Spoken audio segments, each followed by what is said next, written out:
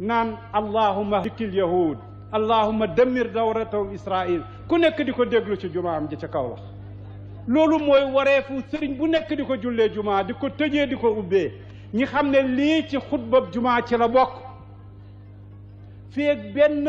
rëdd ci kaw réew moo xam ne ay jullita fa mokk nekk moom ko ñu nangu ko ci ñoom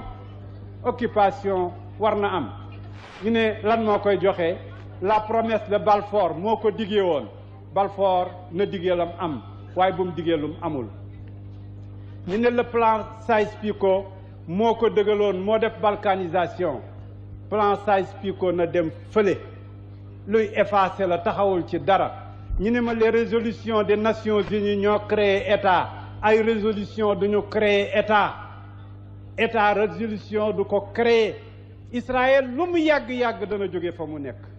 juif yi fa ñu nekkoon dañu fa delluwaat duwul nag discrimination duwul contre les juifs jullit yi amuñu benn problème ak benn juif yaa ngi nii Maroc di dund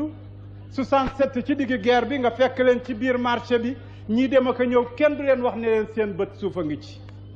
juif yaa ngi nii ci Tunis di dund kenn mos leen a wax benn baat bu naqadi ñu nga ne ci Iran di dund kenn mos leen a wax benn baat problème bi du problème mu juif musulman chrétien problème mu occupant la problème mu oppression la problème mu colon la problème boobu nag lañ dul nangu ak ku ko mun di def ci àddina bu puissance ñëwee occupé danañ ko ne bàyyil occupation ñii yegg nañ tey di wax sax territoire u 67 ñun nag ulama yi nag n'exige pas le territoire de 67 il exige toute la Palestine on exige toute la Palestine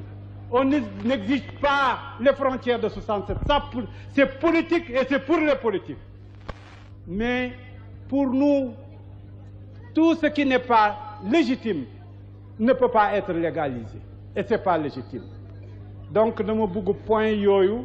mu leer dañoo ñëw pour ñu xam ne Sénégal bii jàppale dëgg ko mës a tax a jóg